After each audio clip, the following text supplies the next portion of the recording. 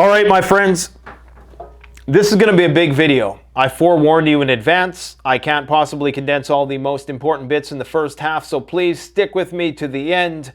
We're going to be talking about a lot of things today. I'm going to be sharing some unique footage, perspective, observations on all things World War III. I guarantee you're not going to hear half of this stuff anywhere else, okay? Now, what you are seeing behind me is a compilation of footage by the Sun News Agency, I won't get into why I use air quotes there, of Russia's first ever nationwide nuclear war simulation drill. This is the first time this has happened. This is unprecedented. Remember when I said that we're living in unprecedented times and that the word unprecedented is getting boring? Well, just wait. You ain't seen nothing yet. This full-scale nuclear war simulation drill that happened across Russia as the alarm sirens rang out from Moscow to St. Petersburg was done on the same day as the emergency alert system test in the United States, the most pervasive one of those to date, I should add. Now, what the media doesn't want you to fixate on is that those two things happened on the same day in the current geopolitical climate. What they want you to focus on is a very, very minuscule fringe voice on the internet, the usual suspects, the usual nutjob, cackamamie, charlatan purveyors of conspiracy theory crap that were saying that this was going to turn everybody, that this emergency alert test was going to turn everybody into zombies via nanobot, medical intervention technology that everybody received over the last 3 years. In spite of the fact that for the last 4 days, I've been trying to distance myself from this view and tell people, no, that's not going to happen. It's complete bullshit that the media is just amplifying because they want to cover up the severity of the current state of global tension. It didn't matter, because I got 1,000 comments saying, see, it wasn't Y2K after all, you guys are so stupid. No, you took the bait. As usual, the media wins again. Now, anytime anybody questions anything about civil defense anomalies happening in the current geopolitical climate they're happening in, will just be relegated to, oh, so you're one of those people who believe X, right? So that's what they want people to talk about. And you wouldn't have heard about any of those fringe theories were it not for Rolling Stone and NBC and ABC talking about, ha, here come the tinfoil hatters once again. I've been saying for the last week, that's bullshit, disregard it completely. That's exactly what they want. There's nothing more they love than those 5G nuttery theories, right? So just please don't succumb to that. This is the real deal. Russia is preparing for full-scale nuclear war, and our media is making a joke about it. That's the shit we're in right now. Our media, who lies about every possible other thing under the sun time and time again, year after year after year, and we're supposed to just by default believe what they say, and most people do, because it's just complacency, it's conformity. You see it enough places and people believe it. Anyways, before I dissect this footage and I talk about whether or not I think the Russians were serious, which I do, we're going to just break down the bullet talking points for the day, okay? We have Poland, for the first time ever, setting up Patriot missile defense systems in the city of Warsaw. Why would Poland be setting up Patriot missile batteries in the city? Think about it. Nuclear war drills across Russia that we're going to cover in just a minute. Russia successfully testing a nuclear missile, not just any nuclear missile delivery system, but a nuclear-powered nuclear missile delivery system. Some people are saying this violates the non-ratified nuclear test ban treaty that the United States has yet to ratify. Not that it matters, because Putin just said today that they're probably going to pull out of that and they're ready to start doing nuclear testing once again. Putin also made some interesting statements in a conference that he attended recently, just today, in fact, a day after all of this emergency alert stuff took place, which is not a surprise. This is the most vocal Putin has ever been about the prospect for using nuclear weapons. He said that NATO stands no chance of survival with a retaliatory strike. That means if NATO strikes first, really what he's saying is in a nuclear war, because the Russians aren't just going to sit idly by and let NATO strike them first with a nuclear weapon. This could be projection. They could be the ones that are going to launch first. Regardless, this is the most vocal I've ever seen Putin be. Usually he kind of speaks in a roundabout sort of way. He's not to the point. He was very to the point with what he said today, in that NATO stands no chance of survival with a nuclear strike. And it was all about nukes, what he was talking about today. And of course, terminating the ratification of the test ban. The Russians ratified it, the Americans haven't. So the Russians are saying, you know what, we're going to pull our ratification and we are not going to honor the nuclear test ban treaty anymore. We're going to start testing nuclear weapons. That's essentially what they said. We need to talk about the numbers of casualties on the front line and what they mean for World War III escalation. I'm going to show you a very informative infographic in just a moment. We are going to talk about the mass production of Sarmat ICBMs. That's another thing that Putin talked about. There are about 4 or 5 relevant points for nuclear Armageddon that Putin talked about in his most recent interview. We need to talk about Russia preparing for a massive offensive in the eastern direction. We have Gregory Weaver, a former high-ranking Pentagon official. This is on NATO's website now, saying that NATO must prepare for nuclear Armageddon. We're going to break down the reasons that he provides.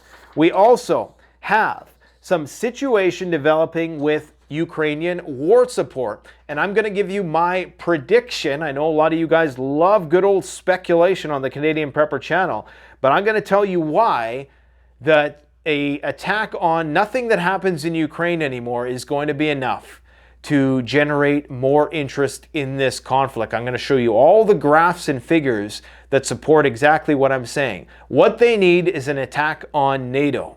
Okay, they need something of Nord Stream equivalent, but in a NATO country, but that is clearly can be pinned on the Russians. We have to talk about inflation and what's ado with that. Countries continuing to buy more gold. The U.S. shooting a Turkish drone. Turkey taking control of the NATO forces in Kosovo, which is just weird to have both of those things happen on the same day.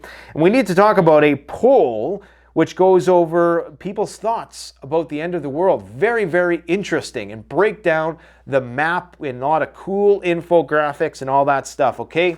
And man, all I can say, my friends, is that we've been grinding like you wouldn't believe. I'm down one communist cameraman for a month because he went to India. He's doing the 7 years in Tibet thing. I don't know what he's doing, but they had a hard time getting there because now visas have been suspended, or the process of applying for a visa to go to India has been basically suspended. They're expelling Canadian diplomats. So a whole new dynamic is emerging between BRICS versus NATO, and we're doing our part to act as a catalyst for that. So let's talk about this footage. Now, what you're seeing here is what looks like, I can tell you right from looking at this, right from the get-go, that some of this footage, whatever these guys are doing, you can tell that they don't have a whole lot of experience wearing hazmat suits. They just don't wear it like they own it. And I'm not saying that this is something that you master, but you can just tell that this looks like it was put together. Nonetheless, it's a lot more than what we're doing here. And understand, if they do try to do something like this here, they'll make sure that they echo some other nut job theory before it happens, so that if you criticize it at all, you'll just be lumped into that same basket of nuttery, okay? So what are they doing here? They're putting out signs saying probably contaminated area, emergency services putting out fires, CBRN style exercise going on here, cordoning off an area, it looks like, doing some sort of casualty response in hazmat suits. Now, realistically, you got dogs without gas masks, so I mean, these dogs are likely expendable.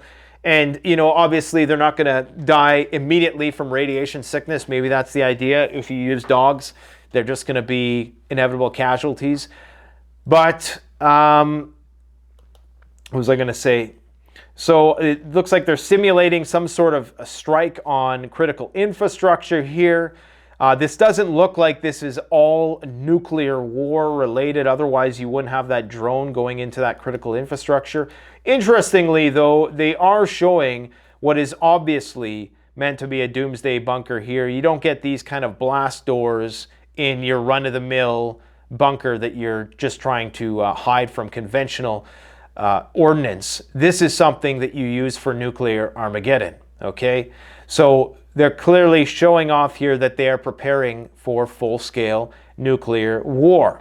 Now, this footage here that you're seeing, this is taking place in a school in Russia. And I just got a message on my phone here. I just want to see what this is. B-1 bomber is up. Okay, well, yeah, B-1 bombers are always up nowadays. So, you know, it's almost as if they're doing so much military activity now, you just never know when it's going to happen. And that's kind of what you would expect. There are no military exercises, only World War III disguises. There's some really clever cat out there that is putting my phrases on t-shirts and selling them on Redbubble. Anyways, let's get back to this. Okay, so these gas masks that they're wearing, these are the kind of gas masks that you use if you want to die. Okay, these are the old school World War I, World War II style gas masks that you just used so that you could finish the job. There's not a tight seal around these ladies' heads. These are all females, or most of them anyways. They'd have to cut that hair off if they wanted something like this to work, because it doesn't seal around the face. It seals over the head. So these things nowadays, I think they're just used as costumes for Halloween, time of the year, I guess. But in terms of practical purposes, no, you don't want to be relying on a gas mask like this. The Israeli gas masks are similar to this in their look. The old school ones, they do seal around the face. They'll probably do just fine. But if you want the real meal deal, the full meal deal, the gas mask that's actually going to offer full protection, there's a variety of those, of course, on CanadianPreparedness.com, from Mira Safety to Mestel Safety to 3M. There's a lot of very credible companies out there. But I guess this could be used as an effective training tool to teach about the principles of alpha and beta radiation contamination. Videos we've done, countless times before where we've spoken about those topics.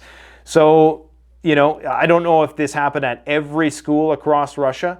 It's a lot more that we're doing here. And I mean, it's just concerning that this is happening at all. Around the same time that sirens are blaring out across the country, the same time that Putin is more vocal about nuclear weapons than he's ever been, at a time when they are starting to ratchet up their production of Sarmat ICBMs, which was another piece of news that we need to talk about today. And on the same day, they did the first ever test of their nuclear-powered Skyfall missile system, a nuclear-powered cruise missile that can travel around for up to 14 days. So if you don't think things are getting serious, and there's going to be all sorts of people that are saying things like, oh, nothing has happened yet, ha ha ha, see, nothing has happened yet.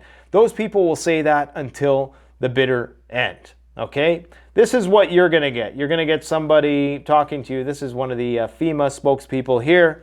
They're just going to give it to you dry. They're not going to tell you what any of this is about. They got to do their due diligence. They're checking a box. They don't actually care about the American people, the North American people, because they're just not, they don't share that affinity with their population that they might in other countries where they actually have a contingency plan for the better part of their population. They don't have that here. They don't care about you. You're on your own, as you should be anyways. Never rely on the government to do these things for you. Now let's just take a look at the map here, okay? This is what we got going on the map. Boy, is there a lot going on. Okay, where should we begin? Putin announced an imminent mass production of the Sarmat ICBM, the commencement of serial production for Russia's latest super heavy intercontinental ballistic missile. This has a greater range. It can carry up to 10 warheads plus 40 decoy vehicles. So, I mean, there's no possible way of, even if, I would say, intercepting one ICBM traveling at 20,000 kilometers an hour is virtually impossible. It's like hitting like something going twice as fast as a bullet. It's not going to happen. More than twice as fast as a bullet. It's impossible. And, you know, to try to neutralize 50 of them from one missile, never mind a volley of 100 of these coming at you at once, that's thousands of targets that you have to, it's never going to happen. So Putin is right when he says that even if you strike us first, you won't survive the counterstrike. He's right. Now, another thing that he said in the plenary session of the Valdai International Discussion Club, he said that they're considering allowing the resumption of nuclear weapons tests in Russia. So they're going to start testing nukes again. We showed you last week different places in Nevada, in China, and in Russia. This was a story by, it wasn't the New York Times, but it was one of those very popular mainstream media agencies that showed satellite imagery that suggests that they're starting to reboot their nuclear testing facilities all around the world. So that's a point of concern. Nothing to see there. Let's just laugh at the people who think about 5G nanotech zombies, right? So Russia may withdraw ratification of the nuclear test ban treaty. Russia successfully tests, so they claim, the Borovnik intercontinental missile, the Skyfall missile, and we broke that down the other day.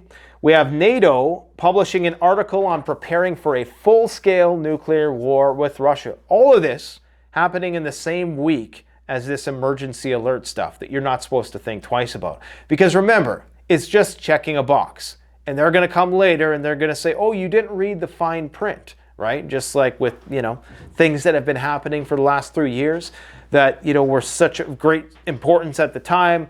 Now it's like, oh, no, we meant this, right? That's what they're trying to do. They're just checking a box. They want to do it without inciting a panic because they know that the specter for nuclear war is higher than it's ever been. NATO publishes an article on preparing for a full-scale conflict with Russia. Now, this is very interesting. Check this out, okay? So, former high-ranking Pentagon officer Gregory Weaver is now saying that NATO must prepare for nuclear war. And he gives some very interesting insights, things that yours truly was saying only a year ago, namely along the normalization of utilizing tactical nuclear weapons and why it won't necessarily escalate to the strategic full-scale World War III level just because somebody uses a nuke. Now check this out. He gives a few reasons as to why we need to prepare for nuclear war. Because Russia is willing to take risks, as proven with the Ukraine situation. Russia took the risk. They didn't know if NATO was going to intervene right away. They didn't know to what extent NATO was going to intervene. And now that it appears as though they're winning, although I'm not 100% convinced of that, it appears as though they definitely have a superiority in terms of firepower and possibly are on the brink of doing another major offensive. Maybe they're just going to continue forward. Maybe China is looking at what's happening in Ukraine and saying, you know what? Clearly, the U.S. and its allies are going to abandon Ukraine, even though I'm not convinced on that at all. I'm not saying that, but this is the thinking of this paper, that maybe China is looking at this situation, and if the Americans and the EU does turn its back on, I'm just keep getting the messages here. I got to start doing these live. Okay, anyways, we'll check that out later. I might have to do a follow-up video. Something's going on right now. Okay, so let me just go over this. Russia is willing to take risks. That's reason number one. So are they going to risk going into the Baltics or Poland? Is that why Warsaw is setting up Patriot missile defense system? Because they know they're next. It's possible. Russia's nuclear coercion and blackmail. So, using the threat of using nuclear weapons if anybody else gets involved. Now, we know NATO has Article 5. The Baltics are, in theory anyways, protected by the NATO alliance. So that shouldn't happen in those places, but you just never know. Maybe Russia is testing us here, okay? Russia will likely increase its reliance on nuclear weapons due to the performance of its conventional forces in Ukraine. Now, this one is a subject of debate. Of course, we're relying on the numbers being spit out by the Pentagon in Ukraine as they pertains to Russia's attritional rate. We're going to show you this amazing graphic, and anybody who does these sorts of graphics, we're going to show you in a minute. I give props to them. It doesn't matter if it's maybe politically biased in one way or the other, but they're just amazing, and we're going to try to break it down and dissect it and show you that in no way, shape, or form is Ukraine on the brink of collapsing like a lot of the Russia bros would be claiming for the last 18 months. Also, they claim that Russia will attack NATO. Now, here's what he says. This is the only part I'm going to read. Everything else is going to be my own unique observations to share with you. That's why you come here. You don't come here for the news. To meet these requirements, NATO needs a range of continuously forward deployed, survivable, theater nuclear capabilities, theater meaning tactical, that can reliably penetrate adversary theater air and missile defense systems with a range of explosive yields on operationally relevant timelines. Guys, they're preparing for a tactical nuclear war. I said it first. I said that normalization of tactical nuclear weapons, we will see it in our lifetime. Starship Troopers type stuff. You know, like Davy Crockett style bazooka-launched nuclear weapons are coming. Instead of fearing nuclear war, Weaver argues that the West should embrace it. NATO, this is on a NATO website, okay? NATO should equip its fighter jets and submarines with tactical nuclear weapons to deter a tactical Russian strike. Remember, they're sending F-35s to Suffield. Is it Suffield base in UK? And they're going to be armed with nuclear weapons. And convince Russian leadership that NATO is fully prepared to counter limited nuclear first use with its military effective nuclear responses of our own. So there you have it, a high-ranking Pentagon official, an ex-official still published by the NATO website, is calling for a ramping up of nuclear war. Okay? This is from NBC. Russia tests its own nationwide defense alert in preparation for nuclear war with the U.S. Russia conducted its first nationwide civil defense exercise as President Vladimir Putin scares his people into thinking the West will start a nuclear war. Interesting. Think about that for a second. This is our lamestream media telling you that Putin is trying to scare his population into thinking that the West will start a nuclear war with Moscow. What purpose would that serve for Putin to scare his people to think that the West would start a nuclear war? It wouldn't serve any function whatsoever towards the end of trying to win in Ukraine. Otherwise, people would say, hey, we need to get out of this Ukrainian situation. No. This is all projection. Because they know that if we were to do the same exercises here, people would be banging on the White House door saying, you got to stop this war. It's just reversed. I mean, yeah, this is kid stuff. This is getting boring trying to dissect this stuff. It's too easy. This is elementary propaganda. Russia's retaliatory nuclear strike to leave the enemy without no chance of survival. That's from Vladimir Putin. Guys, the nuclear threats are on a whole new level right now. A whole new level. You would have never heard Putin say something like this a year ago. You would have never had them testing a nuclear-powered missile a year ago, or doing these nuclear drills a year ago, or putting nuclear weapons in Belarus. I mean, this is all new. New. And they want you to think it's a joke. That's what they want you to think. Now, look at this. Isn't this a contrast of opinions? This is one story on the left from Russian media. This is a story on the right from Ukrainian media. Who are you going to believe? According to Medvedev, the West is pushing through the negotiation process in order to gain a break and weaken Russia. Really? What does Zelensky say? Zelensky warns a pause in fighting will help Kremlin restore its military potential. They're both saying that a pause in the war is going to be exploited by the other side to bolster its forces. Who's telling the truth? Who's lying? Excuse me again, I'm losing my voice. Shouting in here. This was a very interesting graphic. You've probably seen things like this before. And basically what it is, it's showing you how the war progresses and the numbers. Okay, I'm not sure if you can see it all there. It's not the greatest resolution. But you can see when the Russians started. Now, I'm trying to figure out which political bias created such a map, but it actually appears to be fairly objective. And I'll tell you why. Because it's showing that the Russians, like if you wanted to believe that this was a pro-Russian engineered creation, then at the beginning it shows that the Russians only had about 250,000 troops to invade Ukraine with. Now, typically the 3-to-1 ratio rule applies in that when you're invading, your invading force should be 3 times that of the defending force, because typically the casualty rate on the invading side is 3 times higher, because defending is easier than offending. You suffer more casualties. But of course, the stakes are greater. The spoils of war are higher for the invaders if they win. So at the beginning, they do paint this reality that Russia was indeed undermanned. But where it maybe gets a little pro-NATO towards the end is in some of the numbers. And remember this map for anybody who says that the Ukrainian military is on its way out.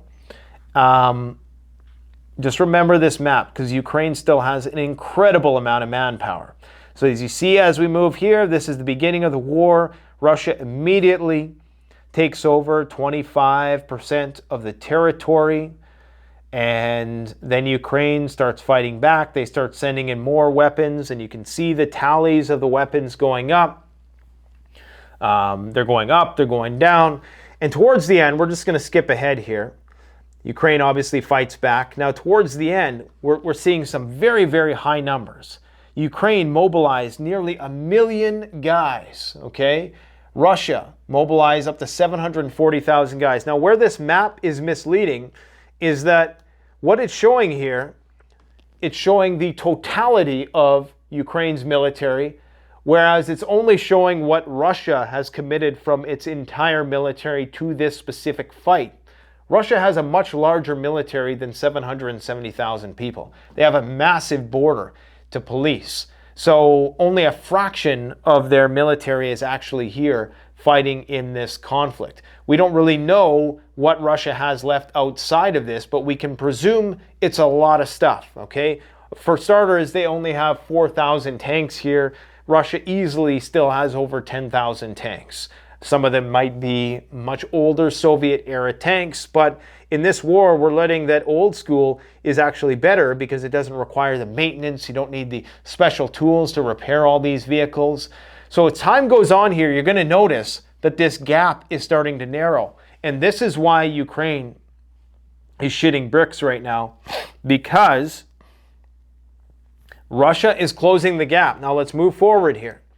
So now we're at, what date are we at here? We are at August 24th, okay? Now the gap is 878,000 troops from Russia to Ukraine's 940,000. Let's just back it up a sec. What was it before? Back in June, it was 800,000 to 950,000. What was it before that? Okay, so we see this gap was around 210,000 at its maximum. And now we're starting to see this gap close. Towards the end here, when the gap is nearly closed, 900,000 to Ukraine's 950,000. Russia has about 4 to 5 times the amount of tanks committed just to this fight, meaning they probably have 10 times the amount of tanks still. They have 17,000 armored vehicles. Okay, you can't actually see this on the screen here, so that's not good. But it shows their specs there. Anyways, what I'm trying to say is that it appears as though Russia is amassing a force that is going to be sizable enough to do a major clean sweep offensive.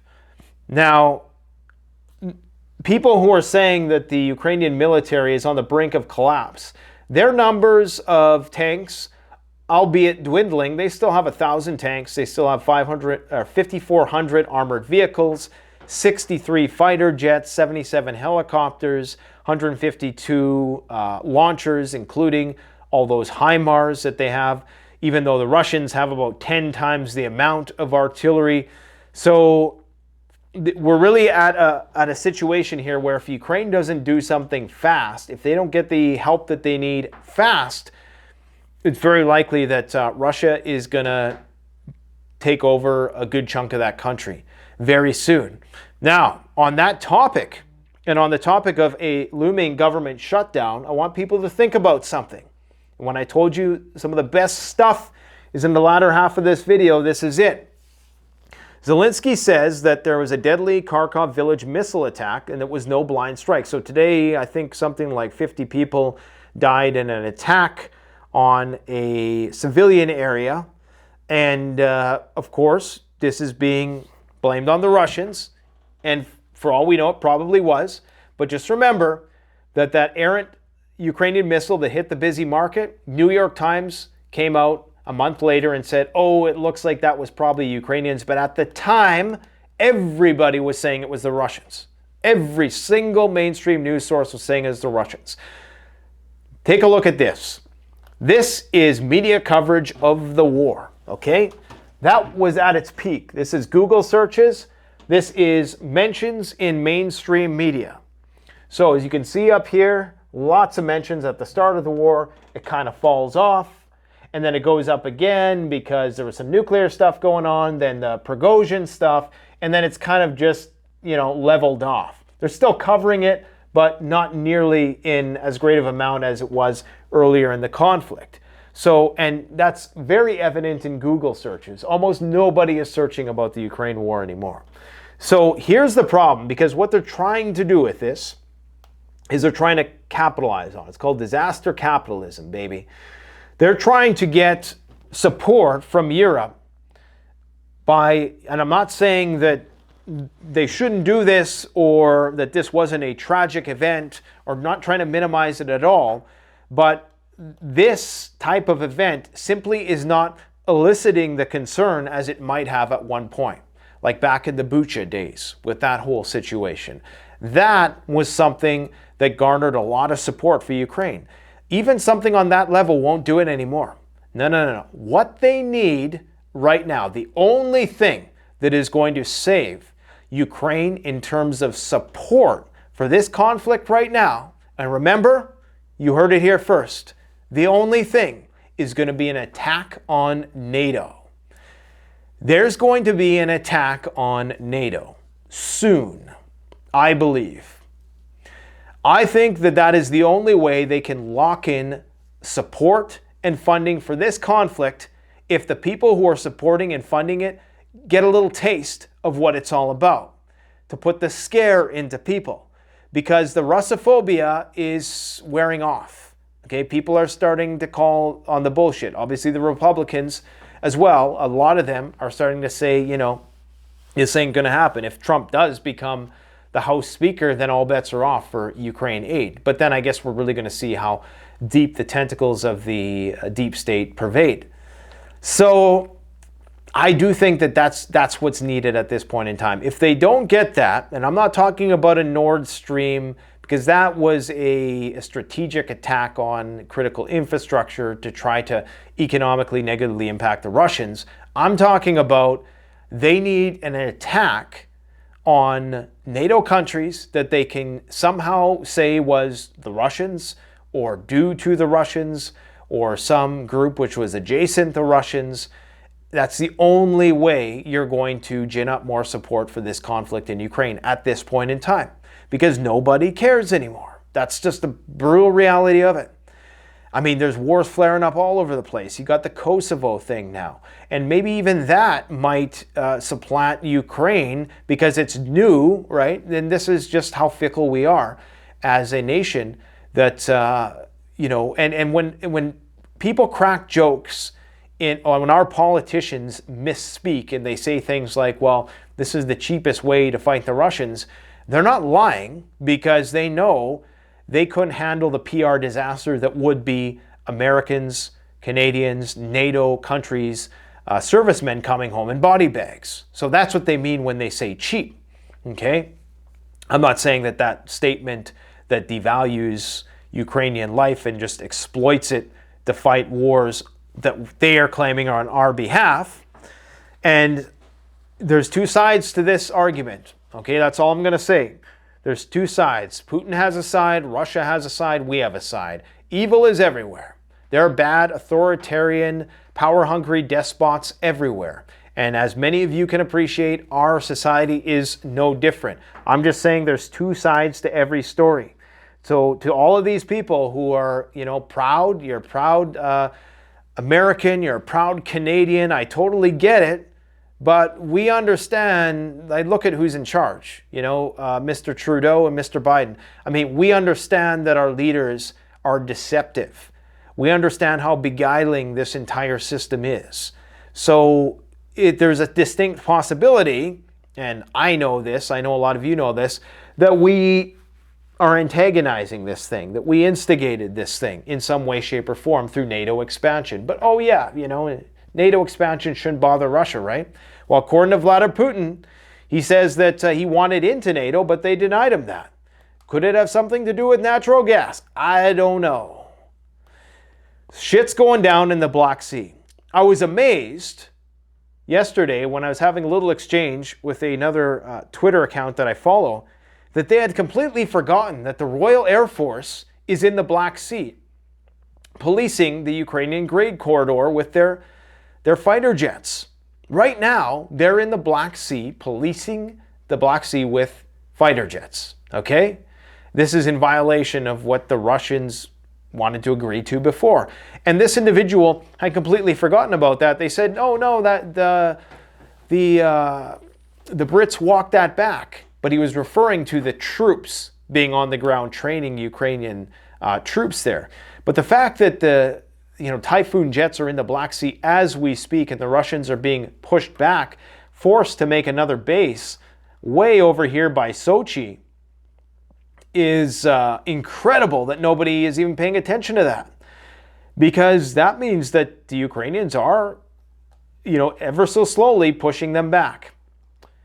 As I said, we got Patriot batteries being deployed in Poland, in Warsaw for the first time. Is there Patriot missile defense systems installed around Washington, D.C. right now? I don't know. I'm assuming there isn't. I'm assuming there's no air raid sirens. There's no bomb shelters. There's no contingency plans other than, we're going to send you a message to tell you how FUCK'd you are. This is interesting. Turkey takes over command of NATO forces in Kosovo on the same day that the U.S. shoots down a drone in the mess that is Syria. And on the same day that in Syria, some people say NATO sponsored in some roundabout way, what are they, not Mujahideen, the Osama bin Laden crew, Al-Qaeda, terrorists took out a celebration, a military celebration party in the Syrian army. 100 people died of a drone strike. It's on video. And so there's a lot of overlapping conflicts of interest here, it would appear, that the military-industrial complex has to reconcile if it wants to be able to win World War III against the Russians. Germany reiterates no plans at the moment, that's the key word there, at moment, to send Taurus missiles to Ukraine. I don't know what they're waiting for exactly. I know it has something to do with the logistics, with having the people there who know how to use them, with having it probably, you know what? It's probably something to do with the F-16s. Now that I think about it, they're probably going to want to put these on the F-16s, and maybe there's just an issue with putting them on the 66 Su-24 jets or whatever Ukraine has. That might be what this is all about. I'm not sure if there's other platforms that they can launch these from. I don't know, but I'm guessing it's more of a technical issue. They're saying that, we don't want them to target the Kerch Bridge. They don't care about that. They don't care about that. Latvians deporting 3,200 Russians. The Russian xenophobic wave is kicking off in Europe. This is concerning that we're starting to see a lot of right-leaning politicians have be attacked. What's his name's car got attacked today? The Vivek, what's his name again? Republican candidate. What the heck is his name? Ramaswamy. Vivek Ramaswamy. Yeah, he had his car rear-ended today on purpose by some protesters. So people are starting to get mad. They're starting to get pissed off about being bled dry so that they can keep having their money sent to Ukraine. And it's only going to get worse. Conflicts are going to continue to flare up on a civil front. This was an interesting survey I just heard about today from another independent news agency. Apparently 71% of Americans believe that Doomsday is likely, and many of them believe it's likely within the next year. Now they rank each state on how, and we can kind of extrapolate this to Canada in terms of, because Canada in many ways, if you look from north to south, like the Pacific Northwest, we have Vancouver, you guys have Seattle, California, you guys have New York, we have Toronto, you guys have Chicago, we have Winnipeg. There's a correspondent. You have Montana and North Dakota, we have Saskatchewan and Alberta. Alberta is kind of like our Texas in a way, not in terms of climate, but in terms of culture. Anyways, we have an equivalent. And how prepared is each state for surviving Doomsday? Apparently they did a study of 6,200 people, which is a large enough group to get a fairly reliable understanding of what people think, so long as it was randomized properly. And the most prepared states are Nebraska, Montana, New Mexico, Mississippi, Wisconsin, and this is based on self-report, so this is not necessarily a quantitative measure of everybody's preps in those regions. Michigan, Arizona, Pennsylvania, Kansas, Connecticut, Iowa, Florida, Maryland, Illinois, 40% all claim to be prepared. And the lowest prepared states would be Idaho and Oklahoma. Now that's surprising to me because I would have thought that Idaho would have been more prepared, but apparently they're not. Montana, of course, New Mexico, very prepared. And I'm not sure where North Dakota is here. Let me see if I can see North Dakota anywhere.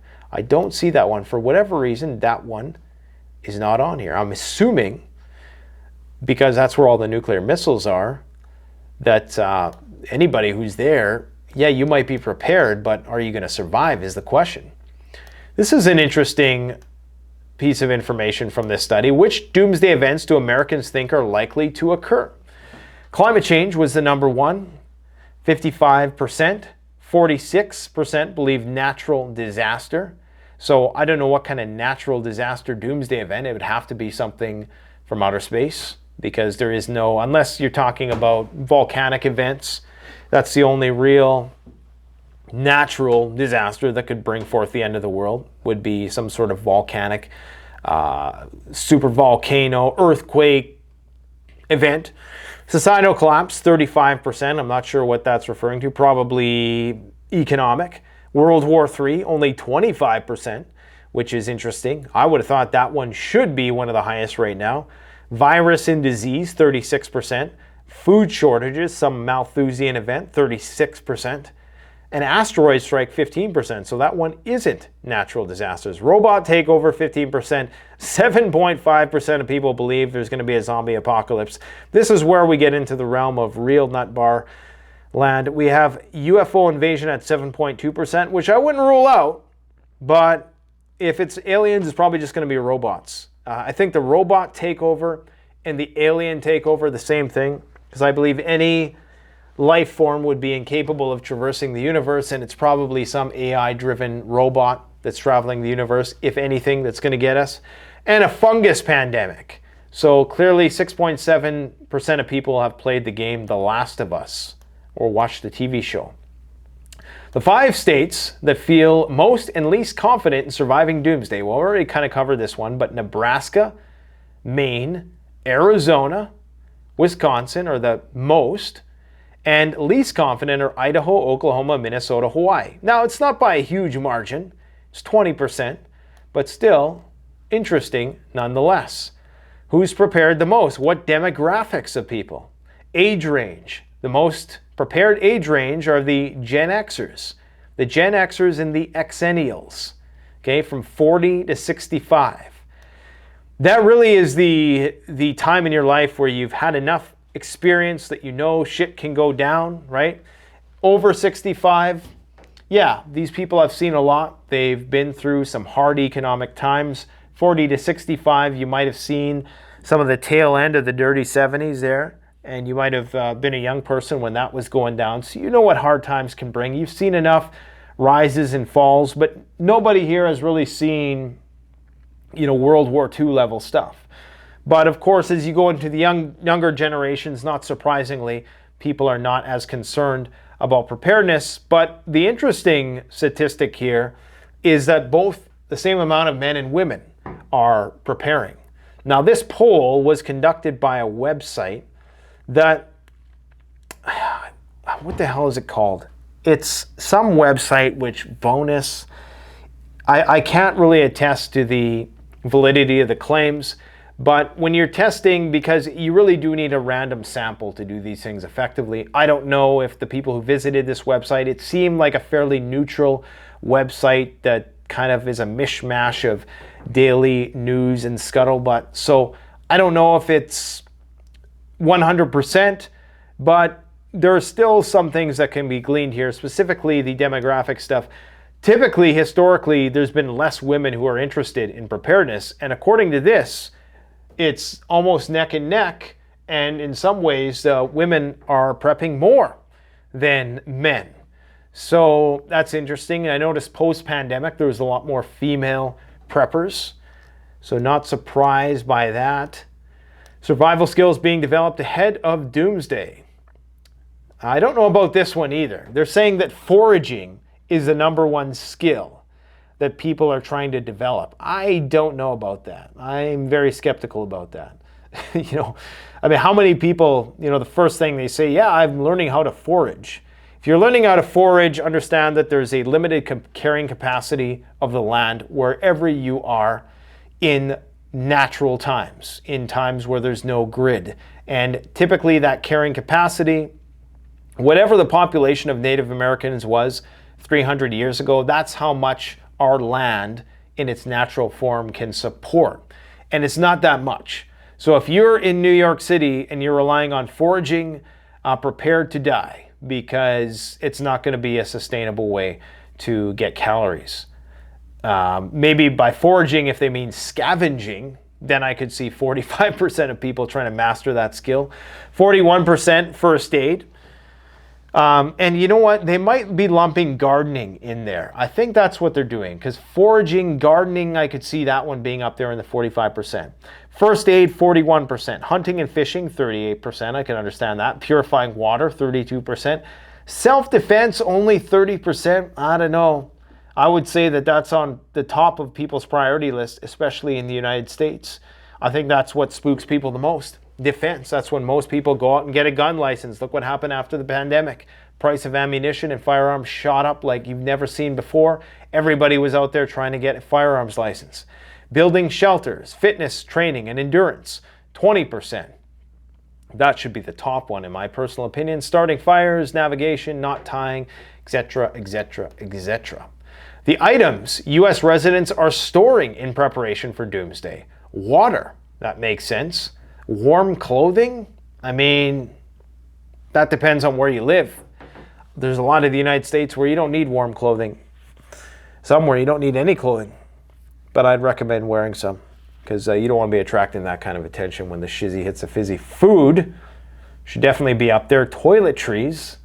You can make a case for toiletries being in the top 10 because of the sanitation issue and not wanting to die of disease, because it will be easy to die of disease.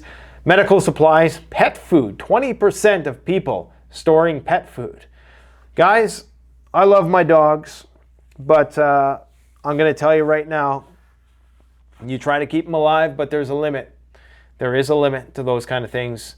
And depending on where you go around the world, they view these things differently. Here we have this affinity. People are treating their pugs like their kids or something. But that's going to get you killed if you take it way too seriously. It's just the truth. It's a fact of the matter.